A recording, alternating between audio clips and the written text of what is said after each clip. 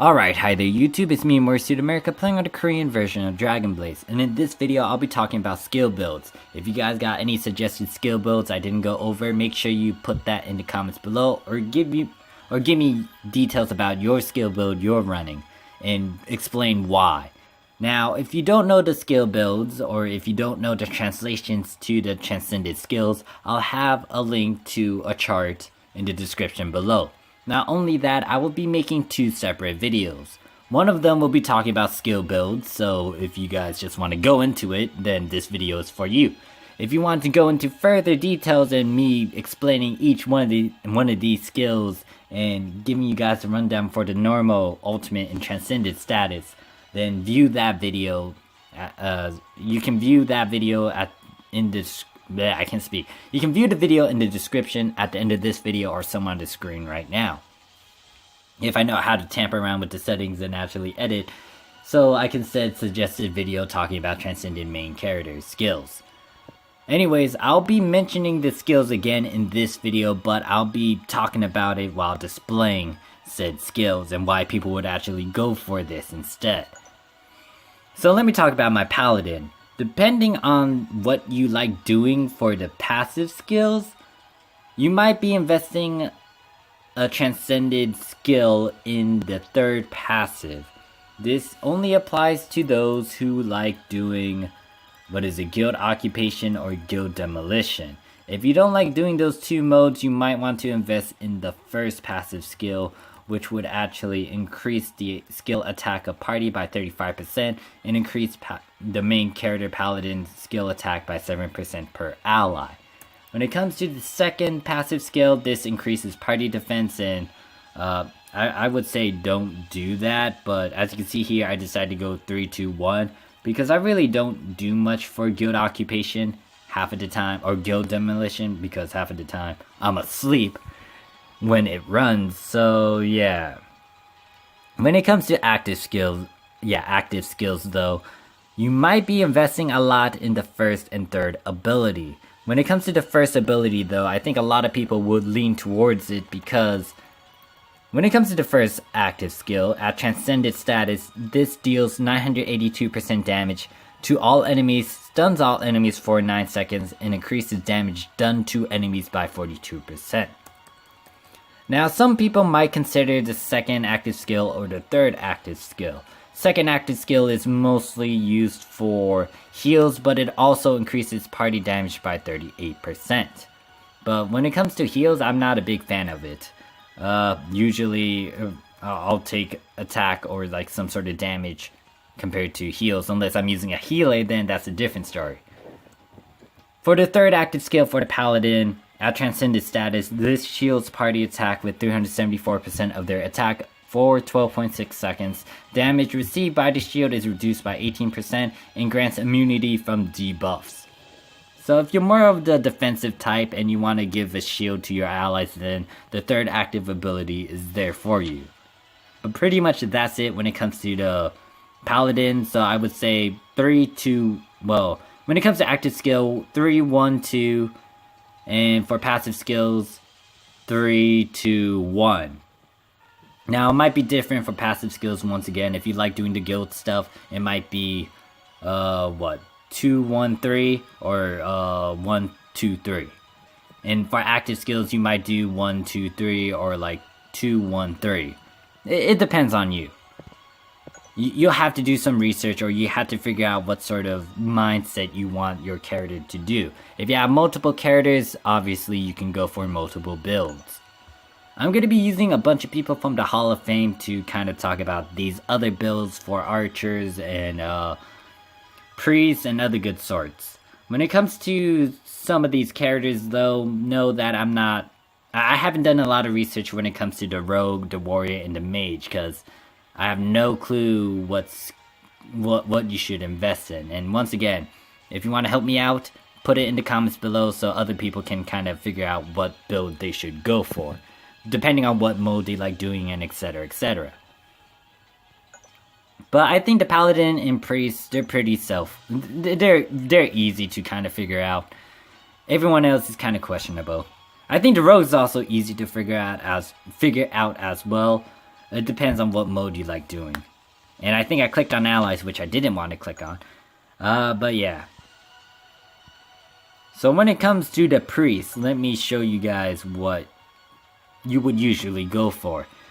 When it comes to active abilities, most likely you'll transcend the second active ability or the third active ability. And note, when it comes to me figuring out what these other people use for their builds or like what they decided to choose, the outline color or the color of the outline explains if it's normal status, ultimate status, or awakened status, or transcended, excuse me. And if it's transcended status, it would have a black frame over their picture, like how the third active ability of this character displays right now.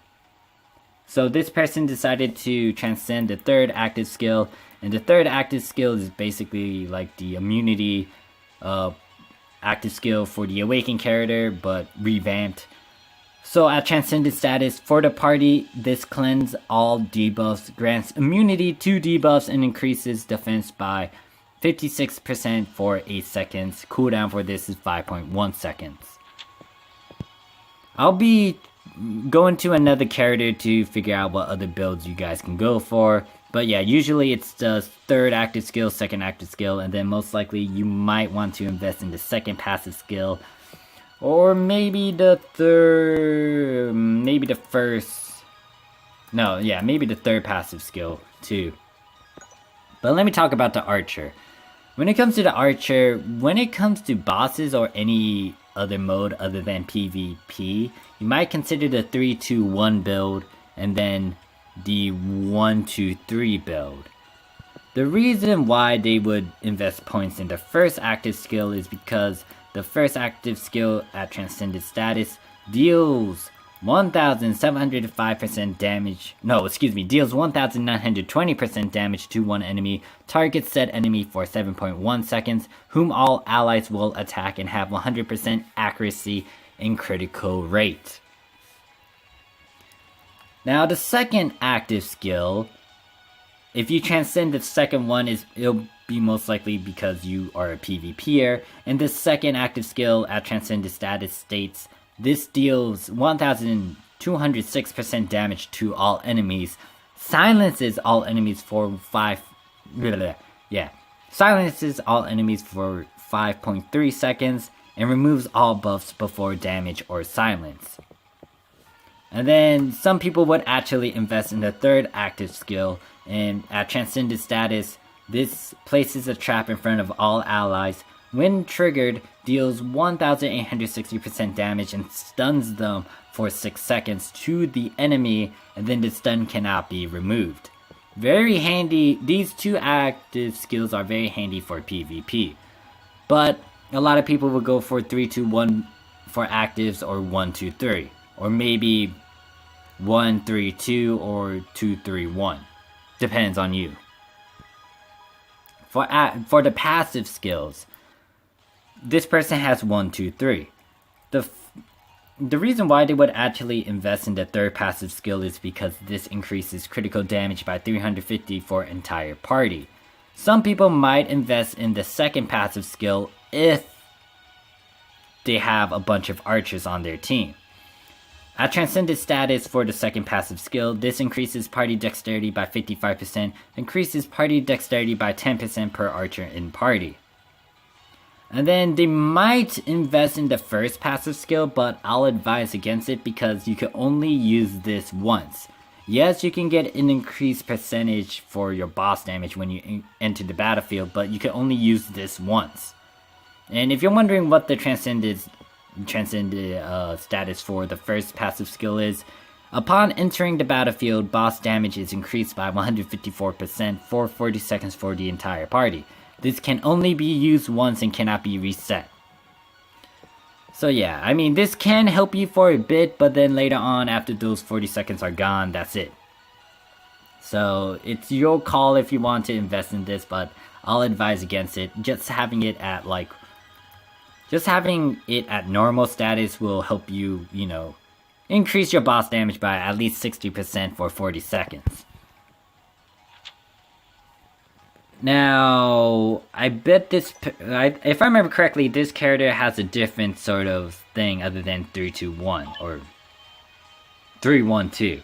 As you can see, they left the first active skill at 1. They decided to they decided to transcend their second active skill and then ultimate their third active skill. The second active skill isn't bad if you like your heals. I don't like doing that for a paladin because, you know, a priest is supposed to heal my damn characters, not the paladin. But because of its second perk, when it comes to the second active ability, it will allow enemies to receive 38% damage, if I remember correctly. Let me check just in case. Yeah, for the second active skill, this heals party for 493%, 240% party heal over 13.1 seconds, and then increase party damage by 38%. And then for the active skills, though, you can see that they decided to go 3-1-1. They didn't put an ultimate skill just yet. Maybe they're saving it. But once again, the first passive skill increases skill attack party by 35% and increases its skill attack up main character paladin by 7%. If I remember correctly, this person also invested some points in their incanter character. And pretty much it's a 3-1-2 and 3-2-1. Now, when it comes to my incanter build, I decided to go 2-3-1 and 2-3-1. The reason why they would actually increase the first active skill is if they want more damage with their summons. Because when it comes to those dolls, it increases the party melee damage by 35%, or it increases the party range damage by 35%, or it decreases party receiving damage by 30%. So it depends on what doll you get, and I've explained about it in my video talking about the Atro skills in great details. You can view that video once again in the description below or at the end of this video. When it comes to the second passive skill, this is very handy if you have a lot of summoned allies, but because of the fact that this person decided to go with the first active skill, I'm guessing that they don't have a full incanter team, or maybe they could get a full incanter team, but they just didn't want to do it for this, for their current, or for this incanter character in herself. And then yeah, I'm not gonna go over a lot of stuff. When it comes to these abilities, though, the reason why this person would invest in the first passive skill instead of like the second passive skill would be due to the fact that it helps transcended status for the first passive skill allows her self-summon time increased by 3 seconds. Maximum summon number is increased to 2, and then shares her own buffs with her summons. So yeah, pretty much passive skill 1 and active skill 1 complement each other.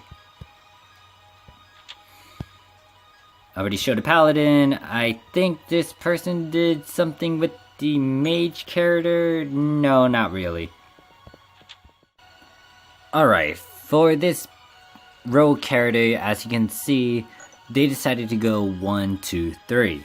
The reason why they wanted to invest in the third active skill more than the other ones is because this allows them to... where is it? Yeah, okay, so for the third active skill, this enables the rogue to have stealth for 14 seconds, immune to all debuffs, detects stealth enemies, and all attacks are critical hits. Increases defense penetration by 327 and critical damage by 550. This is, I think, directed more towards PvP, but this also allows your rogue character to dish out a shit ton of damage. And when it comes to the passive skills, they invested a lot in the first passive skill. They did 3-2-1. The second passive skill, it's alright to have, and then the last passive skill is not... It gives them a little bonus. I would say you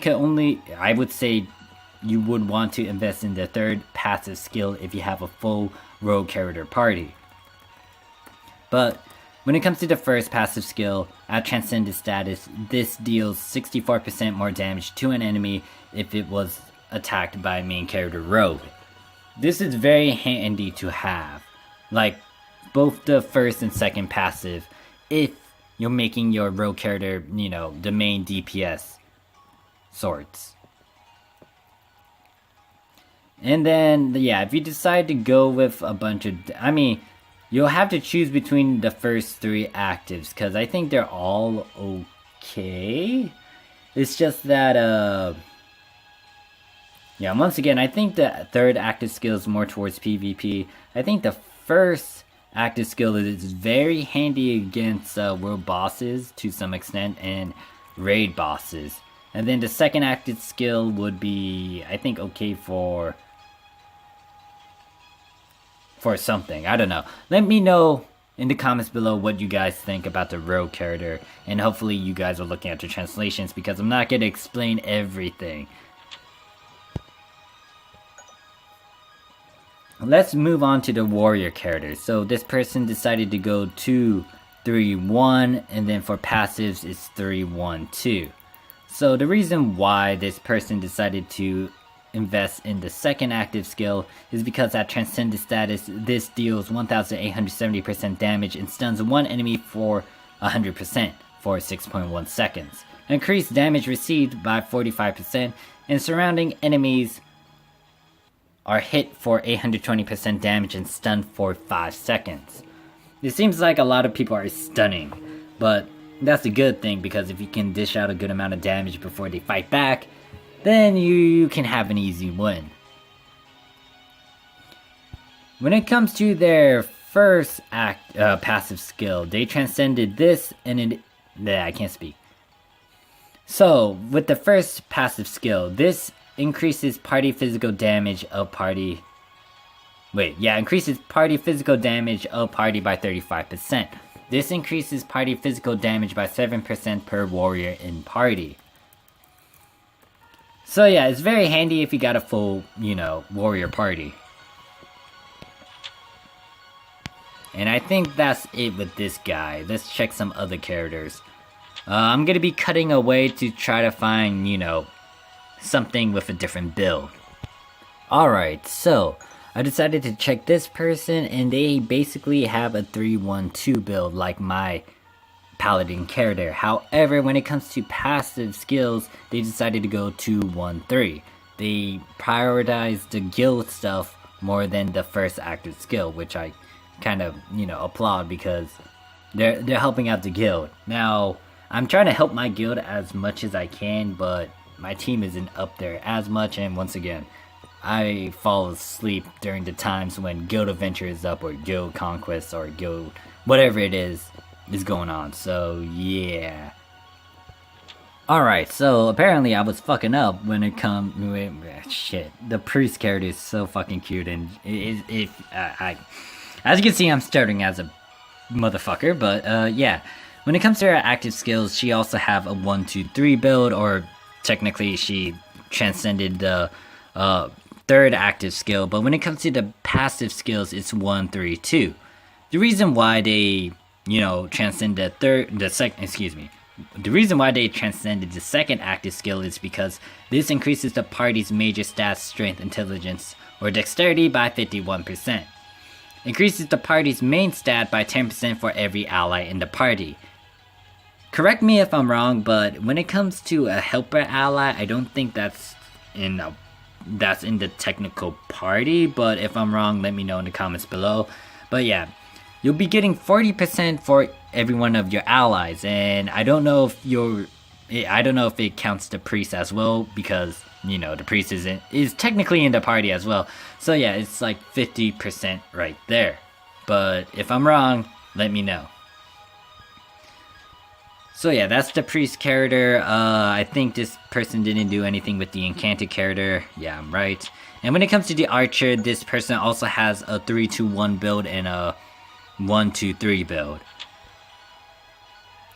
If I remember correctly, they didn't do anything for the... they didn't do anything for the mage or the warrior.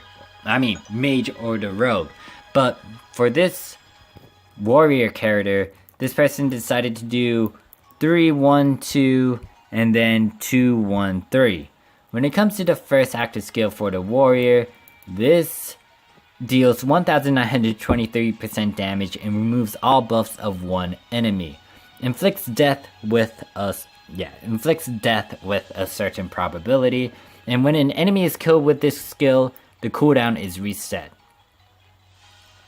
And then when it comes to the passive skills, the third passive skill increases, the third passive skill states that if the damage taken would exceed 12% of HP, only 12% of the damage is taken. So yeah, that makes them very, very tanky. I'm a bit...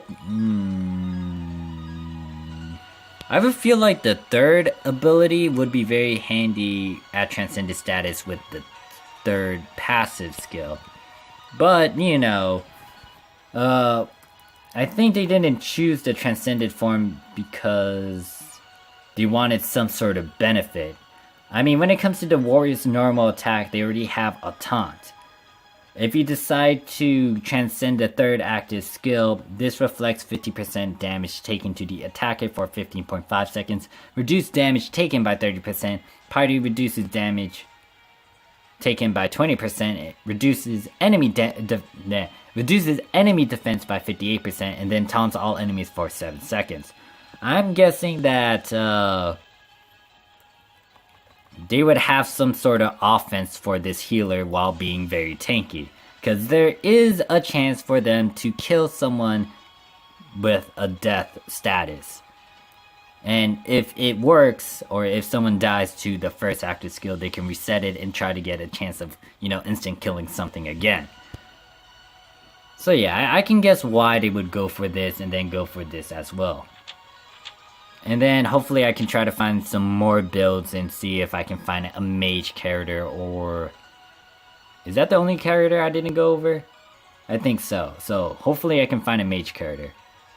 Alright, so checking out this character, this person decided to give their warrior a 3-1-2 build like the previous one, but instead of going for the third passive skill, they decided to max out the first passive skill, which increases the party physical damage of party by 35% and increases party physical damage by 7% per warrior in party. So I'm guessing they're heavy on their warrior build, or the warrior team comp. And then the second passive skill would increase stamina. When it comes to the priest character, this person decided to go a 1-2-3 build. The second active skill at Transcended status, it increases the party's attack by 42%, attack speed by 38%, and stamina by 80% for 16.4 seconds. Basically like a magnification.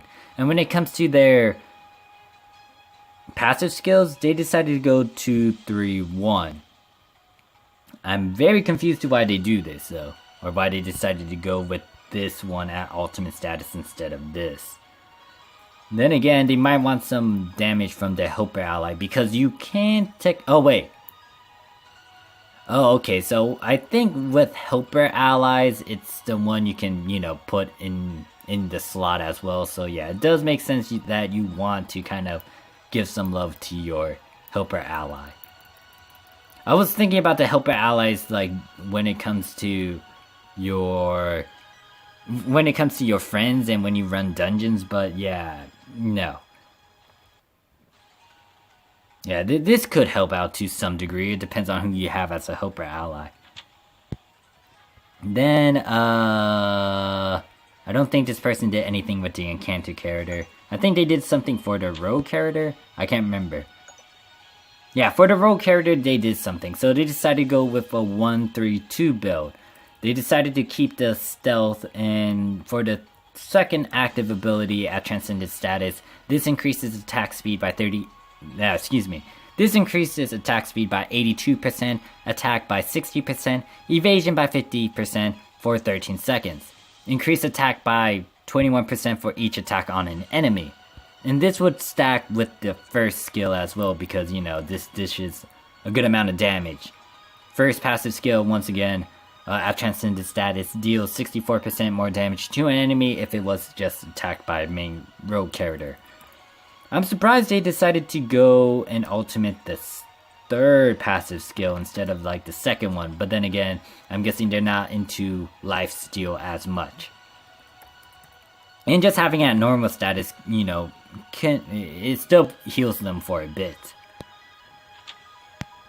When it comes to their Paladin character, basically they had the same build like I have on my Paladin character. 3-1-2, and then 3-2-1. And then this person didn't do anything for the archer. So I'm gonna continue looking. Alright, so for the warrior build again, apparently this person decided to go 1-2-3 for the active skills, and then 3-1-2 for the passive skills. And when it comes to the warrior, the third passive skill is, if I remember what it was, or technically I'm scrolling down on whatever I'm using to decipher this. The third active skill, well, I already explained what this does. It reflects 50% damage taken to the enemy for 15.5 seconds, reduced damage taken by 30%, party reduces damage taken by 20%, reduces enemy defense by 58%, and taunts all enemies for 7 seconds. And yeah, that's a lot of debuffs on the enemies right there. And they just, oh yeah, the reason why they would actually invest in the first passive skill, once again, increases physical damage of the party by 35%, and 7% increase party physical damage per warrior in party. And then they would take the third passive skill so, you know, they can be a little bit more tanky. But yeah, hopefully I can try to find a mage build of some sort. As you can see, there's a lot of archer builds, warrior builds, paladin builds, priest builds, some rogue builds, but not a lot of enchanters and mages. I'll talk about my enchanted character and what I decided to do with her skill build, but let me try to find a fucking mage. Alright, so I was looking around and apparently this rogue character is different when it comes to the active skills. This person decided to go 3-2-1. And when it comes to the rogue's first passive skill, this allows the character to deal 1,730% damage to one enemy and 1,550% fixed damage. Inflicts a bleed damage over time that deals 174% for 7.1 seconds and deals 2 times damage to boss types. I think this is very handy for raids and maybe some world bosses. Correct me if I'm wrong in the comments below, but yeah, when it comes to the passive skills though, once again, the first passive skill deals 64% more damage to an enemy if it was just attacked by the main rogue character. Second passive skill, lifesteal. Third one is dexterity increase. And yes, I'm still looking for a damn mage, because all of these builds are kind of the same that I'm staring at. Or, well, there's some differences here and there. I decided to showcase them if they are different. But yeah, I can't find a fucking mage for the life of me. This person decided to go 2-1-3, 1-2-3. No, wait, excuse me, 2-1-3 with the passives. This one's 3-2-1, and then most likely 1-2-3. Hopefully this mage has something. Give me something. Nope, nothing. Fuck. Yeah, as you can see, I'm having a hard time trying to find a build for a damn mage with these people. So, I finally found a fucking mage build. So, with this person, they decided to go 3-2-1, and then 3-1-2. The first active skill at Transcended status deals 1,970% damage to one enemy, increases enemy received magic damage by 45% for 7.2 seconds, and if the skill hits critical, this skill's cooldown is reset. That's really handy, especially if you can spam that thing over and over again. And if you have a bunch of magic characters as well, they're gonna receive a shit ton of damage. Especially if you have an ultimate teal. Because I think she also has a skill where the enemy will receive magical damage as well. Now they didn't ultimate, or technically they didn't transcend the second passive skill because this This deals 1152% damage to all enemies, inflicts 192% damage every second for 5.9 seconds, and increases enemy received damage. No, it increases enemy received magic damage by 45%. Now, compared to the first one, it doesn't reset, so this does give damage over time, but yeah, I think a lot of people would lean more towards the first active skill. And then the third skill is the sheep stuff, so if you can change the enemy into a sheep, then the defense is lowered, and there is a chance for other enemies near the transformed sheep to turn into a sheep as well. But I think that's more towards PvP stuff. And I think it'll be very bad to fight against like a Transcended Turk, a Transcended Bliss Foxy, and then, the Transcended Mage character, because I think they'll constantly change you into a fucking sheep, and I wouldn't like to fight against that. And most likely someone, I don't know, if someone can record that shit for me, I'll be entertained. But anyways, when it comes to the mage's passive abilities, when it comes to the first passive skill, this increases magic damage of party by 35%, and then, oh my god, it does? It increases magic damage of party by 7% per mage ally. Okay, yeah. Holy shit. Wait. So it's gonna stack with the fucking first active skill, because you already increased the enemy received magic damage by 45%. And then, for the first passive skill at Transcended status, this is increased again by 35%, and if you have a shit ton of mages, that's increased by 7%. So it's like, you're already getting 80% fucking increased magic damage on the enemy. And then if you have other allies as well, like fucking Teal at her ultimate status, you're gonna even... Okay, now I can see why people are saying the mage is making a comeback. Now, when it comes to the other passive skills, I think a lot of people would avoid the second one, because this increases AoE damage of party by 35%. If you have a lot of AoE characters, that might be a different story. You might want to invest in the second passive skill.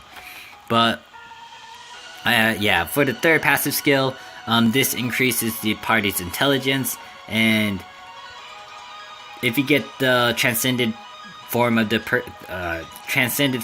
third passive skill, this increases party intelligence by 55, increases party intelligence by 10% per mage and character. So yeah, that's pretty much it when it comes to my... Well, wait, I forgot to mention my skill build I have for my Incanter character. Now, I'm gonna be swapping to her, and I'll be cutting away for a while.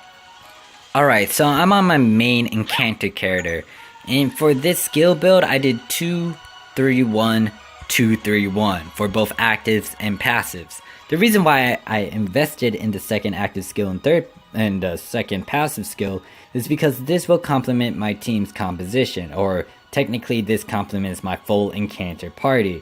I do have a Transcended Bell Snow, I do have a Transcended Ravengale, and I do have a Transcended Margaret. I also have the ultimate Sasha key. So with a bunch of Incanters, basically, with the second active skill at Transcended status, this increases all allied summons attack by 131%, attack speed by 55%, piercing damage by 480%, buffed summons will deal additional 200% damage when they attack. Cooldown for this is 17.7 seconds, and then the second Transcended passive skill is Party Incanters Intelligence plus 55%, Party Summons Attack plus 41%, and then Party Incanters Intelligence plus 10% per ally summoned. So yeah, that pretty much fits the bill when it comes to a full Incanter team. However, I'll recommend you guys not to use this in Tower of Validation. If you guys can prove me wrong and, can get past like the floors with a full Incanter team, props to ya, but when it comes to Incanters, it takes them a while to summon their summons, and if you can't survive the enemies in Tower Validation, and if they snipe your Incanter main characters before... if they snipe your Incanters before they can summon their, summons, pretty much that's useless. So yeah, be careful with Tower of Validation, but I want to test this out on a world boss, most likely. I'll I'll try to do a comparison video maybe on I don't know. I need to test out a lot of stuff with these new main characters and their skills. So that wraps up my video. Thank you guys for watching. Hopefully this helps. If I didn't cover all of the skill builds, if you guys got recommendations for certain modes, let me know in the comments below. I kind of did some research about this. I've been looking around, stalking, asking around Discord, but you know, getting a lot more information would help me, and it will also help the community. So once again, if you have stuff that I didn't go over, put it in the comments below. Thank you guys, and I'll see you guys around. Peace!